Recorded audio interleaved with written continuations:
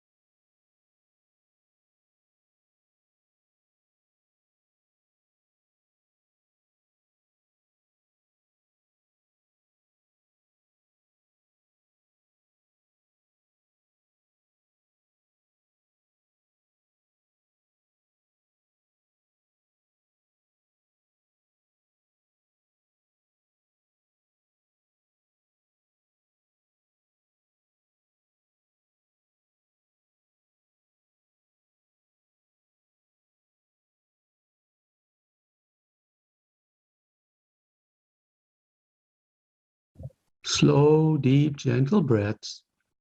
See if you can make these breaths symmetrical. That means if you take 5 seconds to breathe in, 5 seconds to breathe out. And if you can go breathe even deeper, that would be wonderful. You want to get the oxygen to every cell in your body. So the deeper the breath you take, the more oxygen is collected in your body through your lungs. So let's try that.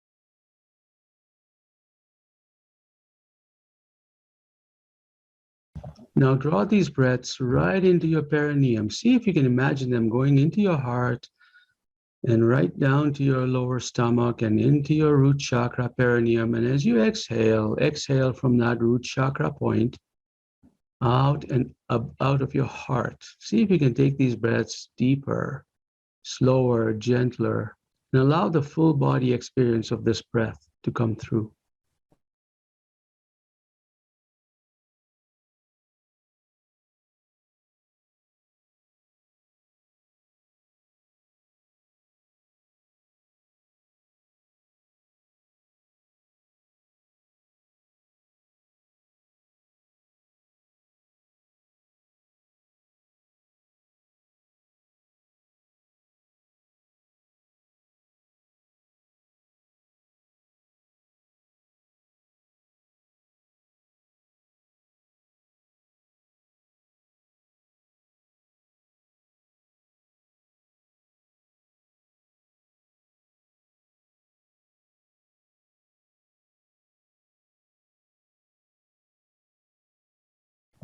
If you are a visualizer, visualize these breaths actually going right to the bottom of the lungs and visualize them flowing out of your lungs as well. Just visualize it. The body will take the instruction and actually go deeper.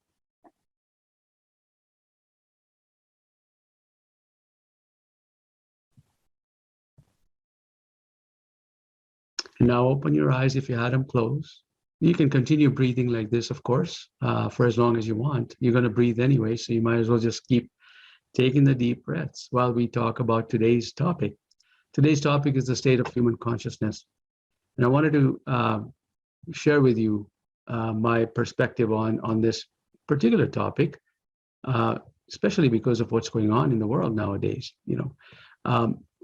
Well, I was in Montreal many years back when my daughter was still in dance competitions. Now she's all grown up in university, but back then I was in Montreal. And if people know what Montreal is, it's in Eastern Canada, highly thriving metropolitan city in Quebec. And it's a multicultural center, especially in the downtown area. And every day I kid you not, I was there for about 4 or 5 days, but every day there would be some protest or another. And the protest would be very peaceful. And people would be walking up and down St. Catharines with government issued permits to do that. And they would protest something that was going on in other parts of the world. There were individuals who were born in that part of the world, perhaps in Turkey, and protesting something that had happened historically a while back, but they wanted the government to recognize that was a historical moment and that call it genocide kind of thing. So it was a heart-wrenching situation that created this inspiration to protest. So as people were protesting, I looked at that, and I knew in my hearts of hearts that the governments overseas would not change because of this protest. So I asked myself, what's going on here? What was really going on here is the awareness, the consciousness of one perspective was rising up against a greater momentum of a government overseas. And that even though that would not have changed the outcome of the government's kind of policies, it was a state of demonstration and awareness that there's a perspective that we need to always keep in mind. And I saw this every day, a different protest. Every day was a different peaceful protest in Montreal for a different cause, different country. Sometimes it had to do with something within the province, something in Canada, but there were peaceful demonstrations, and they did not yield much in terms of outcomes. So I asked myself, how are people inspired to do that? And just recently, I understood something very interesting, is that, in order for consciousness to evolve on this planet, there has to be a starting point. And the starting point is a slow ember, a glow before a fire starts. And I don't mean a fire in a violent way. I mean a fire as in it catches on and people shift. The Me Too movement, as most of us are aware of that, was small embers burning over decades, actually, until it came to a crescendo when it just became just a switch over. It was like a switch that came over, and it became apparent that from now on, all organizations are now very sensitive to that. It was just that one switch that turned over in the past few years. So the question is, how important is one person protesting out there? Greta Thunberg, as you know, she's an icon in the environmental world. Greta Thunberg, before she got the prominence that she deserves, she was sitting alone in front of the climate change conference. She had one placard. She didn't go to school that day or that week. She just sat outside. She was the only one that was out there. And a year later, basically, people were surrounding her, wanting her to come and speak to the United Nations conference. So there's a switch that turns over, and it's not a linear switch. It's like as our consciousness grows, as we start creating these awarenesses, there's this switch that happens that's non-linear, that's exponential. So I guess the point today is the actual state of consciousness of human beings. When we start speaking our truth, whether it's for the vaccine mandates that are happening, whatever your truth is on that perspective, whether children should be vaccinated or not, and whatever your truth is on that, it's about the expressing of that truth from the heart, and to not fall prey to being discouraged because your voices may not be heard in the big momentum that's happening in the world. So, express your voice in a peaceful way and trust that at some point the switch is going to be turned. But the switch cannot be turned if each of us individually make our voices clear in a heart-centered way with peace and love in our hearts. And that is the state of consciousness that I would like to be a part of, that I would like to explore. So having said that, I think what we can do is practice some more state of consciousness work. So let us now take our thoughts into our hearts, and let us begin to take slow, deep, gentle breaths and experience these breaths flowing in and out of our hearts, breathing a little slower, a little gentler than we normally would. And then let us engage our hearts and let us speak our truth from our hearts. And let's see if we can maintain our level of coherence while we are speaking our truth for anything that we want to change in this world. And let us begin to express that from our heart. And if we can maintain coherence while speaking our truth, that is the quiet, peaceful protest. That is the quiet, peaceful awareness that will help shift and turn that switch over. So we could be like Greta Thunberg, standing alone with passersby ignoring her, to a year later being in front of the world stage with limelight and becoming an icon of the biggest movement, one of the biggest movements in the world. Let us be the catalyst for that big switch by placing our awareness in the area of the heart and just speaking our truth from there. Slow, deep, gentle breaths. And experience gratitude and appreciation and speak our truth in this moment.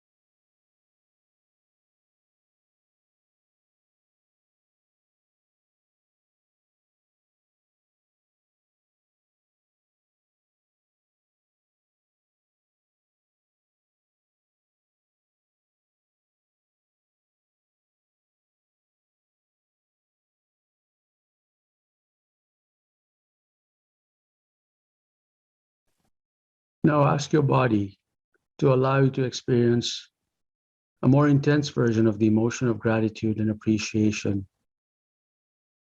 Ask Source to allow you to express your truth from a deeper, more wisdom-filled place. And see what shifts happen in your body when you make that request, when you set the intention and allow your body to tune into that vast well of wisdom that allows you to speak from the heart with wisdom and speak your truth.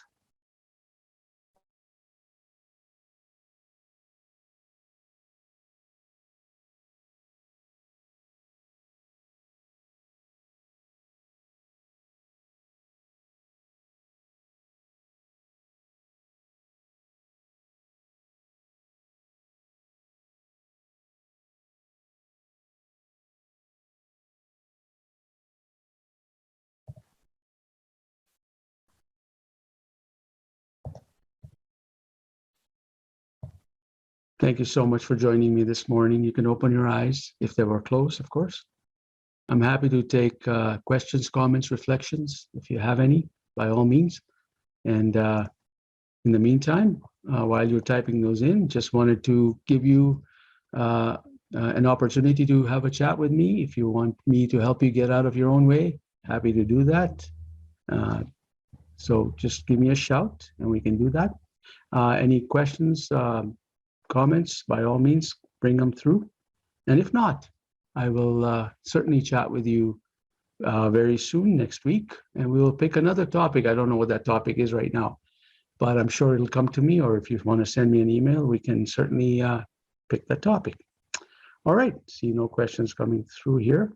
So thank you so much. Oh, I got one more here. Got one question coming through from my studio friend here. Oh, there's Michelle says, thank you, Coach. I'm feeling peaceful now. Great, thank you. I'm glad you're feeling that. I hope everybody is also feeling peaceful, and continue that peaceful trend throughout your day, throughout the week, until we see you again, and we'll give you another booster shot in this way. Sorry for the pun.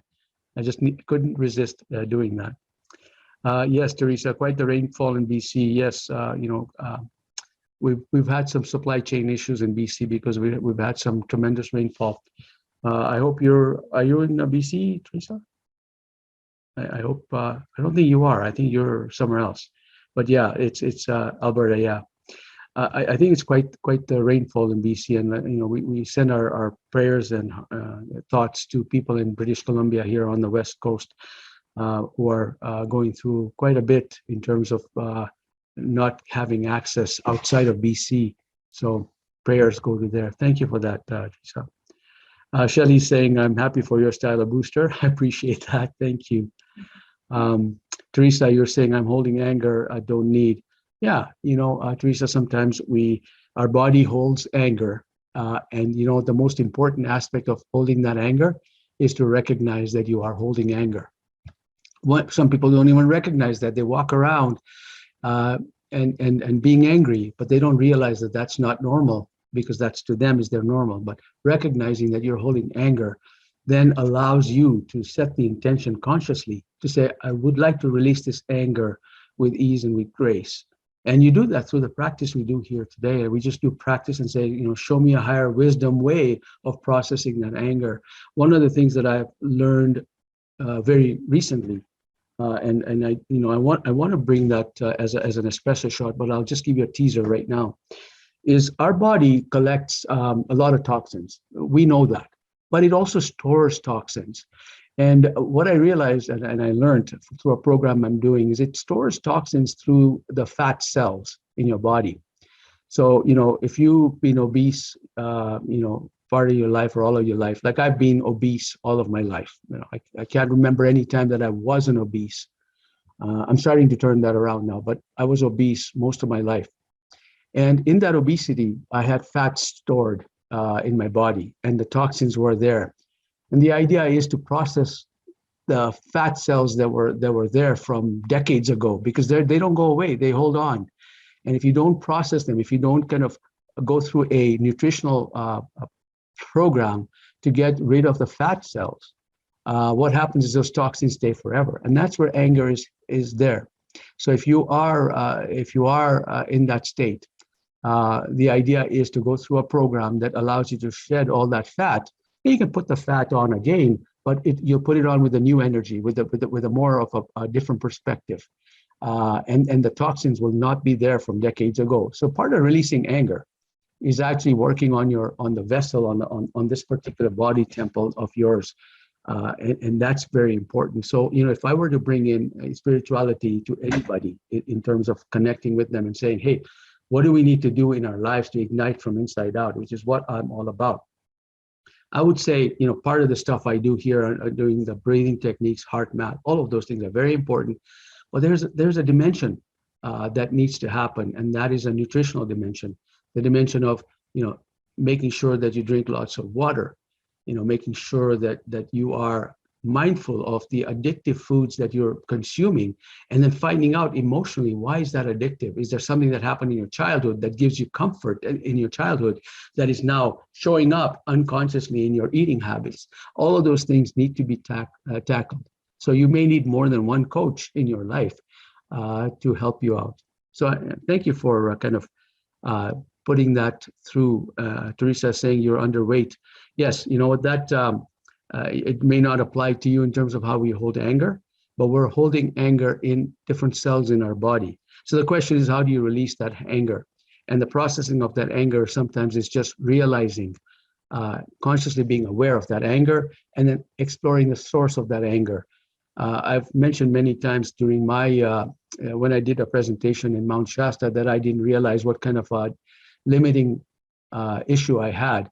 And I realized very quickly when I asked the universe, I said, show me why I'm angry right now, why I am actually swearing at the universe. I began swearing at the universe. Something happened in there. I won't go into much, but I began to swear at the universe and saying, why are you guys putting me through this? And then I realized something very important about my own limiting belief, my own anger. And I realized, oh, wow. And it was beautiful because it was just half an hour before I had to go on stage to do a presentation. And that's when the epiphany hit me that, okay, the universe sent me a message saying, this is exactly why you are angry in the way you are. And it was very topical because when I went on stage, I shared with people what my discovery was, and a lot of people connected with that. So processing anger can not only help you when you ask for the universe to ask to give you the clues as to what's going on, but it will help those that are around you right away. So you amplify that effect. So processing the anger is a spiritual mechanism of serving. And Teresa, if you want to look at it that way, then by serving the universe, by serving others, by processing your anger is a beautiful way to do it. So I wish you all the best in doing that. So thank you so much. All the comments have ceased, and I will now say thank you so much for staying with me to this moment, and I look forward to seeing you next week. Until then, you take care. Bye-bye.